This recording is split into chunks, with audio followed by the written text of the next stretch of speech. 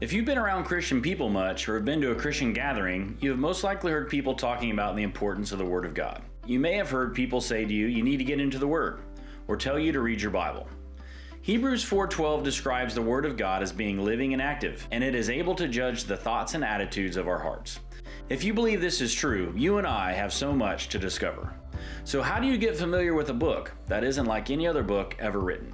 Check out this illustration. The hand illustration. Lots of Christians have been taught what not to do. To play defense. Don't use profanity. Don't steal. Don't lie. Don't worship idols. The Word of God is described as a weapon, not only for defense, but offense, according to Ephesians 6:17. There's also a pretty epic visual in the book of Song of Solomon. The Bible describes the king's swordmen in 4 key ways. They were trained, wielders of the sword. They were experienced, experts in war. They were armed. Each man has his sword at his side, and each was alert, prepared against the terrors of the night. If you don't feel like this describes your relationship with wielding the sword of truth, this lesson is all about giving you 5 practical things that we can begin to do as followers of Jesus that will help us begin to get a grip on and become skilled in the Word of God. To wield the sword of truth, all while giving you a simple way to remember and teach this tool to others. Hebrews 13:7 says, "Remember your leaders, who spoke the word of God to you. Consider the outcome of their way of life and imitate their faith." One of the first practical things we can do is begin to hear the word of God as it is shared with us by others. We hear God's word spoken or shared at church, at Bible studies, and when we're meeting with a spiritual mentor or friend. When we hear the word of God and the effect it has had on people, it helps us begin to imitate the faith of others and grow in our own faith. Romans 10:17 says, "Consequently, faith comes from hearing the message, and the message is heard through the Word of God." So practically, when we hear the Word of God, it helps us grow in our faith. On the little finger, write the word "hear." The second practical way we can get a better grip on God's Word and become skilled in it is by beginning to read God's Word for ourselves.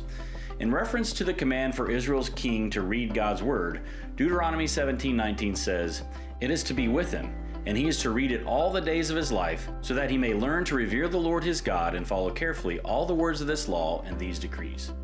When we read the Word of God for ourselves, we develop a personal conviction about what it says, and we allow God to speak to us personally through His Word. This new personal conviction about God's Word and what it says helps us keep His commands. On the ring finger, write the word "read." The third practical way we can get a better grip on God's Word and become skilled in it is by beginning to study God's Word. Acts 17:11 says, "Now the Bereans were of more noble character than the Thessalonians, for they received the message with great eagerness and examined or studied the Scriptures every day to see if what Paul said was true." While reading God's Word gives us a personal conviction about what it says, studying it, on the other hand, will begin to help us understand its meaning. The Bereans were studying Old Testament prophecy verses written about the Messiah. They were doing so to see if Paul's teaching about Jesus being the Messiah was true. Studying God's Word helps us understand its meaning and how to apply it to our lives. On the middle finger, write the word "study." The fourth practical way we can get a better grip on God's Word and become skilled in it is by memorizing God's Word. Psalm 119:9-11 says, "How can a young man keep his way pure? By living according to your word. I seek you with all my heart. Do not let me stray from your commands. I've hidden your word in my heart that I might not sin against you." How many times have you or someone you know said, "I know that the Bible says something like this or about this topic, but I can't remember where it's at"? Memorizing God's Word is not easy, but doing so holds great reward. When we memorize God's Word, it makes us skilled to retrieve God's Word and use it. Memorizing God's Word makes it more readily available to be used in life decisions and situations, both in our lives and the lives of others. On the index finger, write the word "memorize." The last practical way we can get a better grip on God's Word and become skilled in it is by meditating on God's Word. Joshua 1:8 says, "Do not let this book of the law depart from your mouth. Meditate on it day and night, so that you may be careful to do everything written in it. Then you will be prosperous and successful." Meditation is thinking about or reflecting on something again and again. Joshua was told by Moses to meditate on God's Word day and night, not just once.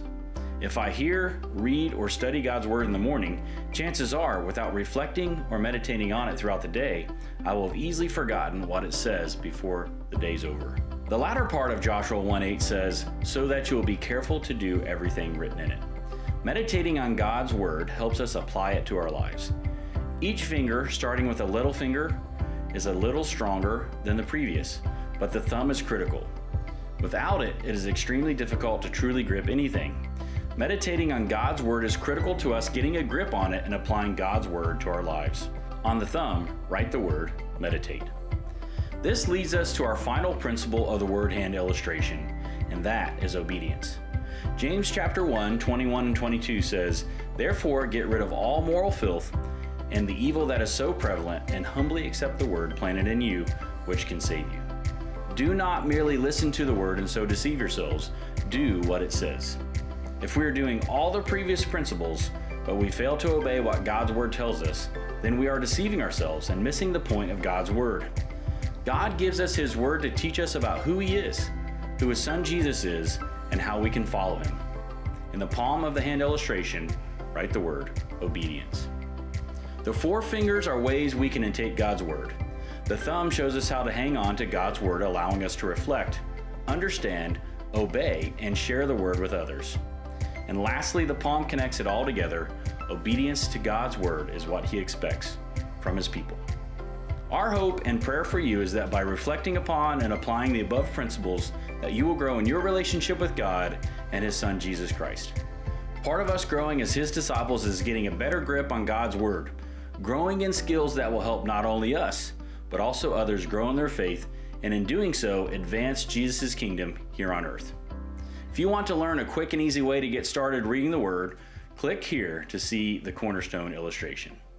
May we each have the sword at our side, because we know that all Scripture is God-breathed and is useful for teaching, rebuking, correcting, and training in righteousness, so that the person of God may be thoroughly equipped for every good work.